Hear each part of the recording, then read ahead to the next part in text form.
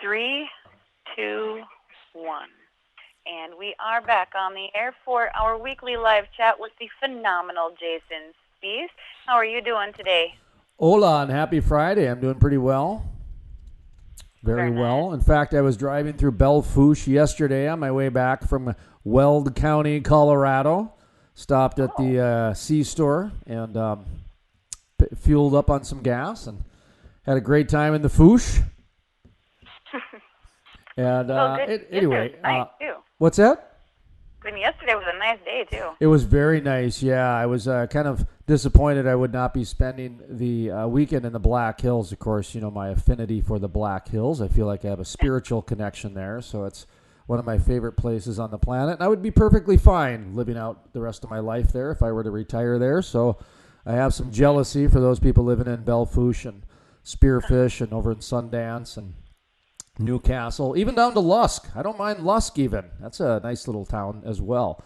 But getting into what's going on out in the world today, you know, a lot of talk about what's going on with the different bailouts. A lot of talk about what's going on with the different programs. How are we going to restart, get the economy back, and all these different things. It was interesting going from state to state, actually. So you're driving through North Dakota, and there's a mix of masks. You know, you've got some masks, you've got some not. When I was in South Dakota, at least on the western side of the state, Highway 85, Buffalo, what else is it? Crow Butte, Double Butte gas station there, and then Belle Fourche. No masks. No one wearing any masks in South Dakota on the west side. Wyoming, not only did people not wear masks, they just pull over onto the side of the road and do their business there. And actually, when you think about it, that's the smarter thing to do. Why would you go to a public restroom when the viruses are the number one concern right now? A public restroom is normally the most virus, bacteria-ridden place on the planet. So as I was wondering what a person should do, stop at a public restroom and go to the bathroom and possibly get a disease, or pull over on the side of the road and possibly get a ticket. I don't know what the cops are doing on that or not, but I thought that was kind of funny. People in Wyoming, God bless them, they just took the matters in their own hands. But then when I got to Colorado, it was very much a mask state. Not only were the people wearing masks, but a lot of the places that you go to in public require. That was my first experience in Greeley, Colorado, where you had to wait to get into a Walmart. They were taking in, I think, 15 people at a time, or groups of 15. And this is kind of a different deal, what's going on here, for me to process as I'm watching this play out. State by state, you're seeing different approaches to the economy. A lot of the red states, I noticed, are doing their best to reopen the economy. A lot of the blue states are doing their best to have the government control the economy. It's a very interesting dynamic, and it's a little too political for my blood in terms of involving a pandemic, involving a virus. This is very odd to me, but it's what it is. So all you can do is you can adjust and you can adapt. And, you know, for some of the things we're doing, of course, you know, in the energy industry is so wide. It's everything from the cafe owner to the CEO at the oil company with the truckers in between. So the energy industry is very vast. When 96% of your daily uses require petroleum products, it's amazing how much the oil and gas industry is involved. So as I kind of look at some of the different diversification people are getting into, you know, there's a lot of connection between ag and energy, obviously. That's been a connection since day one. People forget that. You know, back in the old days, you had to go and sit down with the farmers across the kitchen table and actually work on these things and explain how you're not going to ruin their land, how you're going to enhance their land by doing some drilling operations. So there's been a long connection with ag and energy, and you're starting to see that percolate a little bit more, especially in the water area. Water is a huge business right now, huge business. So if you can figure out a way to recycle and reuse water, boy, there's all kinds of different avenues for you to explore in the energy industry, in the ag industry, probably municipalities at this point. So just looking at the different niche areas within industry right now seems to be where a lot of people are trying to find their successes or finding their successes during a time when, it's an interesting time. We just pumped what, $3, $4, $5 trillion into the economy over the last month, and it didn't do anything. It just kind of kicked the can down a little bit, and banks got paid, student loans got paid, credit cards got paid. The franchises like McDonald's and Arby's, they're able to stay open. The smaller businesses really kind of got left out in a lot of this. Small businesses being the non-franchised businesses really are struggling right now still. Yes, their employees are getting paid through a PPP program, but they still can't open their doors. So you take a look at a lot of these different places, and the employees are getting paid to stay home. Those employees are using that money to pay their rent or their mortgage, to pay their car, to pay their student loan, to pay their insurance. So there's not a lot of money that's being pumped out that's actually going to the economy. It's going to a very select group of individuals who have and control the debt. And that's what is odd to me, that nobody's having that conversation, that this stimulus that's going on is more of a funnel than it's more of a jump start. And the fact that we're not having that conversation is going to be interesting come July, because it's going to kick everybody in the pants. And I don't think people understand that. I really don't think people understand that, because we live in a world where the media likes to spread fear and speculate with cheerleading. So we like to do fear to get your attention and then give it some sort of cheerleading positivity. It's kind of a sick sociopathic way, actually, if you take a step back and look at it. I know it is, isn't it? I mean, it really is outrageous. It's cruel is what it is, filling everybody with so much fear over some stuff, and then the differing information. And I mean, how can you honestly expect people to be well enough informed to feel confident in the decisions that they make every day, or feel confident that the system set in place is actually here to help them when what can you say is reliable at this point? Except to say that there will be fear. I spent an hour on the phone yesterday with two people on my way back from Weld County. So the first person I talked to was from Becker County, Minnesota. Minnesota has a stay home till I think today or next week or something like that.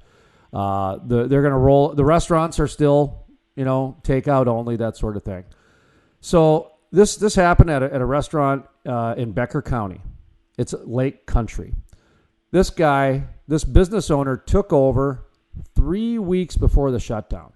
Okay, 3 weeks before the shutdown. Then the shutdown happens, and he's in Lakes Country. This guy. It's like the Black Hills. You got 4 months to make hay while the sun shines, and then that's it. That's it. I mean, you're lucky if you can get a couple stragglers on snowmobiles coming by. So you got to make hay while the sun shines over the next 3 to 4 months. The government's saying you can't open your doors. Here is, to a certain limit, you can do takeout, and you can give them a soda and water. Okay. Here's what happened to them yesterday. This has been going on for a little while. The restaurants, they'll serve somebody a drink while they're waiting in line. So they're waiting in the restaurant. They're waiting for their takeout order. They might have a drink or two. Okay. And then they go and they leave. Well, somebody didn't like that in Minnesota. Somebody did not like that in Becker County, Minnesota, and called the cops. Well, it's like firecrackers.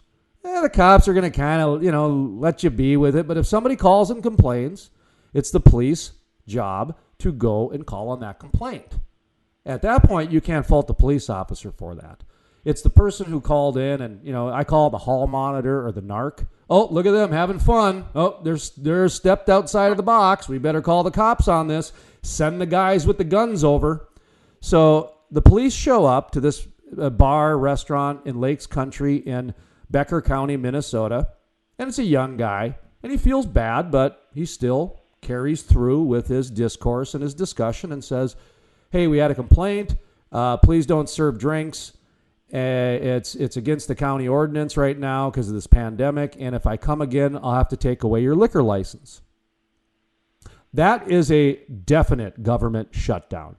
If you have men with the authority to arrest, the authority to use a gun, show up to your business and say, okay, you can serve a soda, you can serve water while people are waiting, but if you serve whiskey, we're taking away your liquor license and shutting you down. Do you understand how ridiculous that is? Not only from a control standpoint, from a health standpoint. The last time I checked, people were using whiskey to sterilize things. So as soon as the whiskey hits your mouth, it's probably going to sterilize any coronavirus, but maybe not. I don't. Point is, that is a far beyond reach of control that the government is now getting into, where they're picking winners and losers when it comes to who's going to be in business, who's not going to be in business. They're using a very blanket, fit-in-the-box approach, and these leaders that are making these choices get paid every week regardless of their decisions. This is some of the worst leadership I have seen in my lifetime.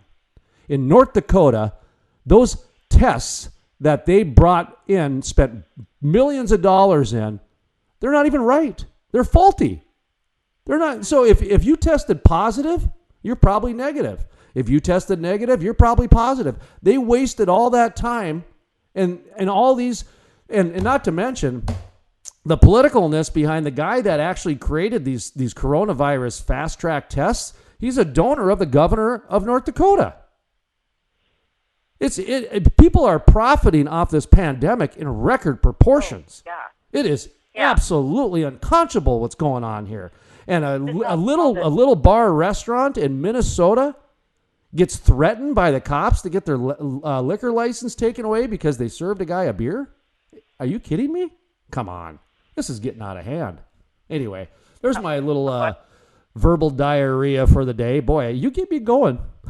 I'm sorry. Well, no, I'm not sorry. Amen to what you just said. That's what I got to say. No, I agree. It's it was everything except for it's getting out of hand. I think it's a bit out of hand already. Well, and then when the owners called me and they were talking about it and everything along those lines, it's very different because the conversation we got into is more about how it's being handled now. Just because you show up and threaten to take away somebody's liquor license with a smile on your face, that doesn't mean you're nice.